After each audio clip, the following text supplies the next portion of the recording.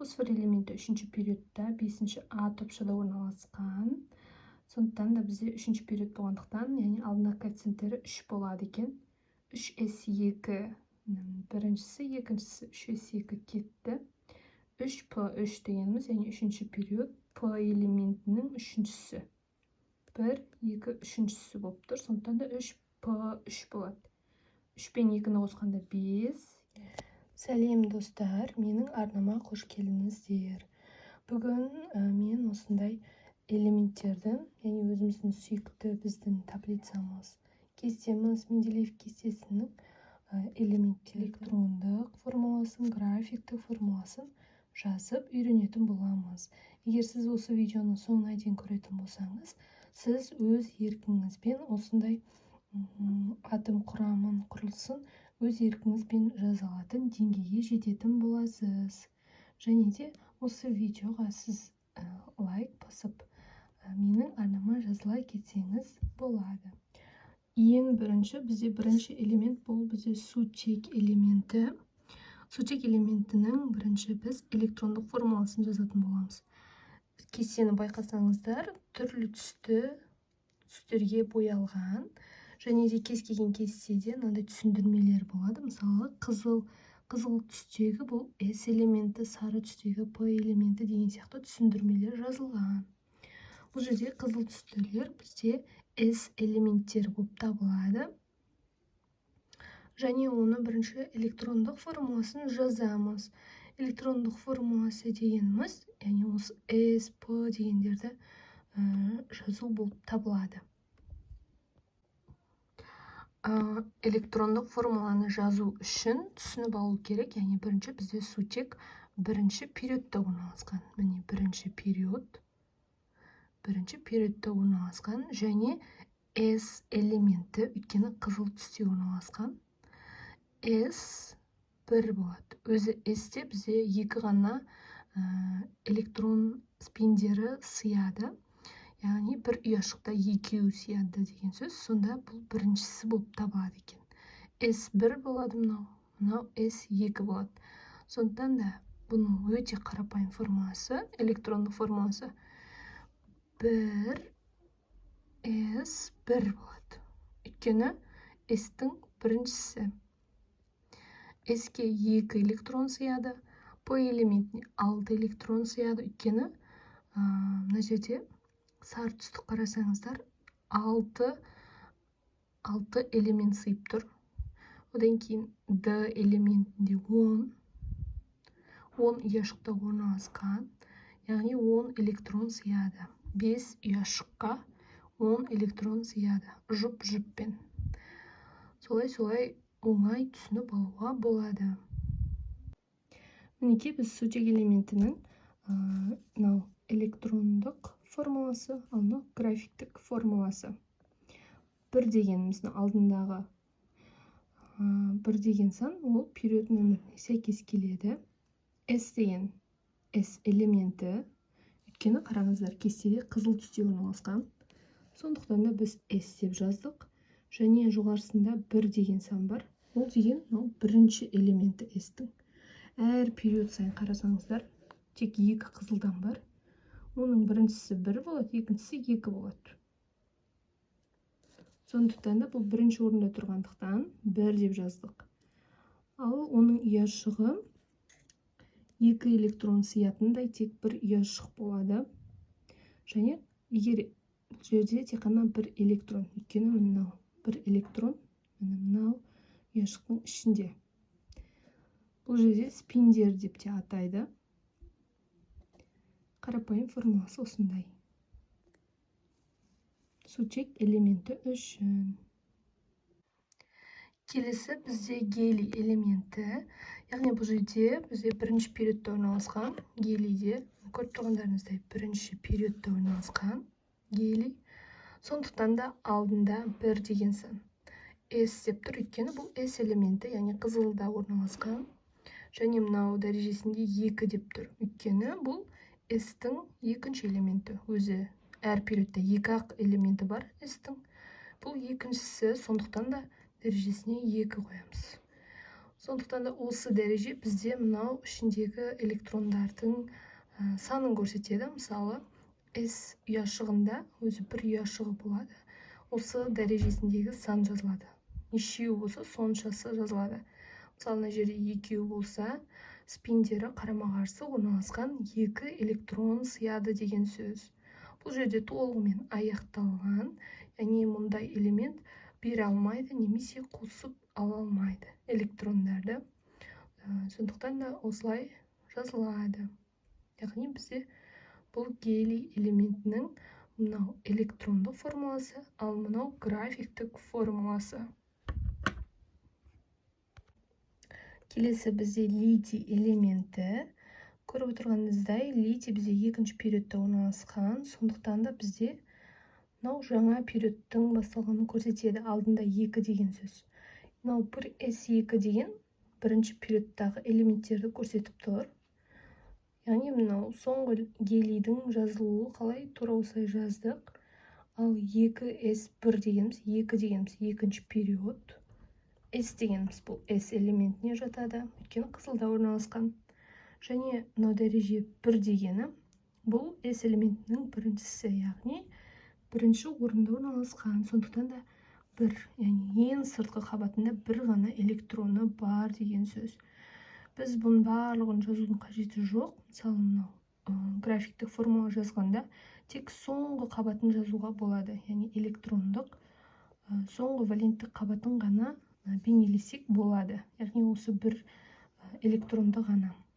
Мен мына екеуін жазған себебім түсінікті болу үшін. Яғни мынау бізде мынау 1s2-ның бейнеленуі, 2s1-дікі мынау. Яғни бізде бір ғана электрон реакцияға түсе алады деген сөз. Осы бір электронды литий элементі беріп жібере алады. Яғни бізде бұл электрондық формуласы, ал мынау бізде графиктік формуласы литий элементі үшін. Келесі бізде бериллий элементі. Бериллий бізде мынау екінші периодта орналасқан. Оның бірінші электрондық формуласын жазу үшін периодына қараймыз. Яғни екінші периодта орналасқан, сондықтан да 2 деп басталады. S элементіне жатады. Қызылда орналасқан S және 2 дәрежесінде, өйткені мынау қызылдан бізде 1 екінші орында тұр, яғни бізде екіншісі болып тұр. Сондықтан да 2. S элементтерінің жағы графиктік формуласында бір ұяшықтан ғана тұрады, және ол ұяшықтың ішіне 2 спин ғана сыяды. Яғни бір-біріне қарама-қарсы орналасқан. Сондықтан да біз барлығын жазып отырудың орнына соңғы валенттік қабатын ғана, валенттік электронын ғана жазуымызға болады. Яғни тек қана соңғысы бізде осы 2s2. Осы орнын ғана графиктік формуласын жазуымызға болады. Ал 1s2 дегеніміз осы бериллийға дейінгі, яғни мынау бірінші периодты білдіреді. Өзінің тұрған орны 2s2. Және графиктік формуласы осылай бейнеленеді. Келесі бізде бор элементі. Яғни міне бор элементі. Оның негізгі орны осы период бойынша ғана айтылады. Яғни осы периодтағы барлық SP-ларды жазу керек болады. Орнын жазу үшін негізгісі 2s2, 2p1 болады қысқаша түрде. Ал толық түрде жазатын болсаңыз 1s2, 1s2, 2s2, 2p1. Яғни осының барлығын бірге жазу, ол толық жазу болып табылады. Қысқаша түрде өзінің орны осы қызыл сызықпен жазылған болып табылады. Яғни бұл жерде 2p1 деп тұр. P өзі бізде P элементтері 3 ұяшықтан тұрады. Әр қайсысында 2 электроннан 6 электрон сыяды. Бұл жерде 1 болғандықтан бір ғана электрон жазылған. 1 электрон. 2s2 дегеніміз, мынау бір ұяшықта 2 электрон жазылған. Яғни бұл бізде бор элементінің электрондық және графиктік формуласы.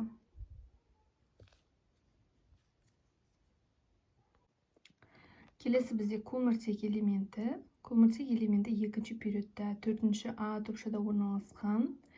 Бұл жерде оның негізгі орны 2s2, 2p2 болады. 2s2 дегеніміз, яғни міне 1, 2, 2s2, s элементі кетті.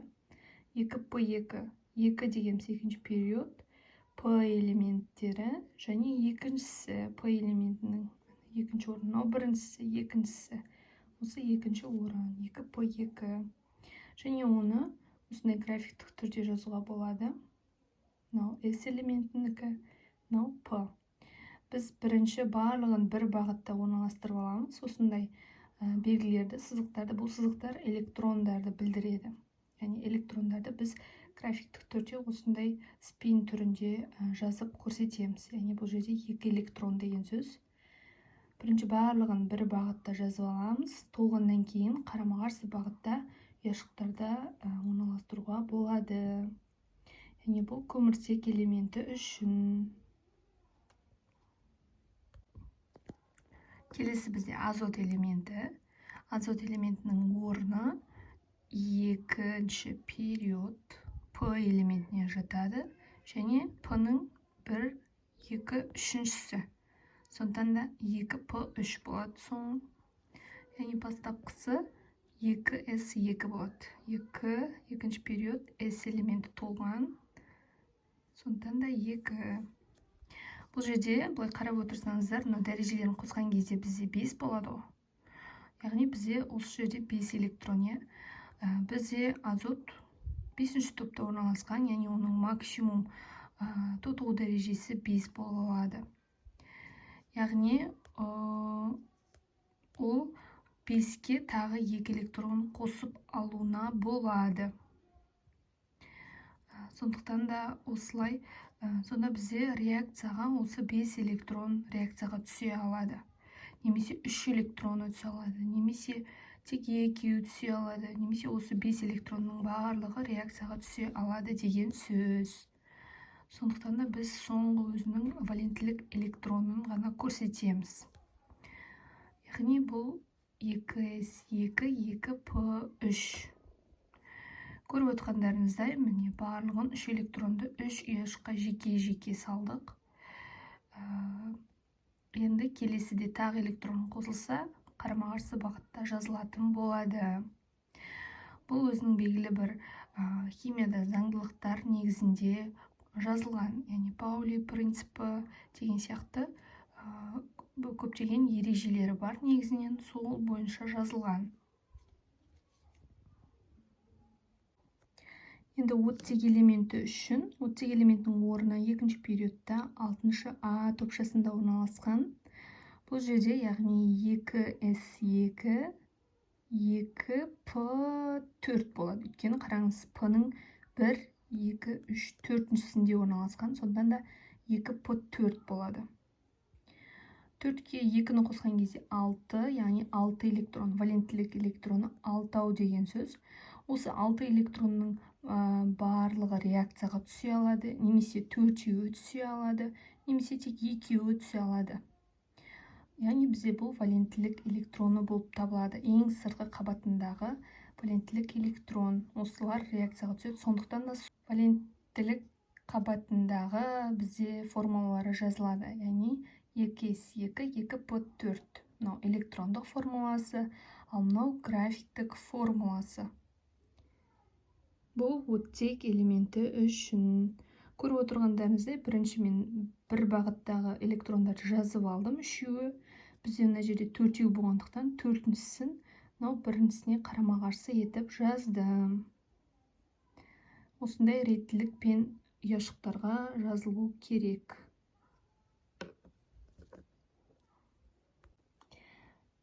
Второй элементі үшін. Второй элементі 2s2, 2p1, 2, 3, 4, 5. p5-те орналасқан. Яғни 2s2, 2p5-те орналасқан. мынау электрондық формуласы, ал мынау графиктік формуласы. Мынау S ұяшығы, S элементінің ұяшығы бір ұяшықтан тұрады дедік. Бұл толық болып тұр, 2 электрон сыйып тұр. P элементінде 5 электрон. 2, 4, 5 электрон орналасқан. Яғни бізде фтор элементінде осы 5 электрон реакцияға түсе алады, немесе 7 электрон реакцияға түсе алады деген сөз. Немесе тек біреуі деген сөз. Келесі бізде, яғни неон элементі. Бұл 8-ші топта орналасқан. Бұл жерде, яғни барлығы толғанын көруге болады. Яғни бұл соңғы элемент.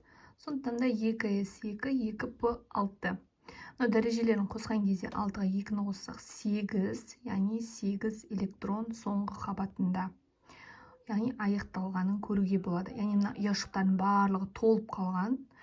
Демек, мұндай ұяшықтары толып қалған элемент ешқандай реакцияға түсе алмайды. Өйткені бір бос орын жоқ.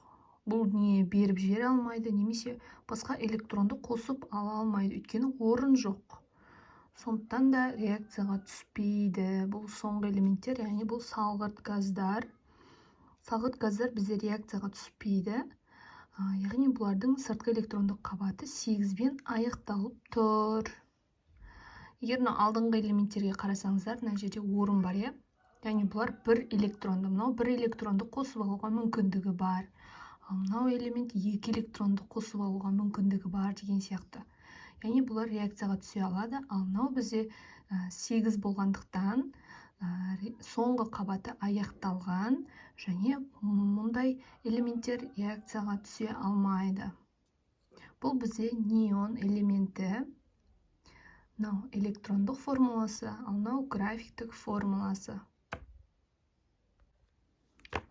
Енді натрий элементі. Натрий элементі 3-ші периодта орналасқан, 1-ші А топшасында. Мен мына жерде барлығын жазып шықтым, толық электрондық формуласын. Қысқаша түрде тек 3s1 деп жазуға болады. Негізінен өйстіп жазылады. Мен жай ғана осыны толық етіп көрсеттім, яғни бірінші неден бастап, сутектен бастап бән тізіп жаздым. Натрийға дейін, яғни 1s2, 2s2, 2p6 және 3s1.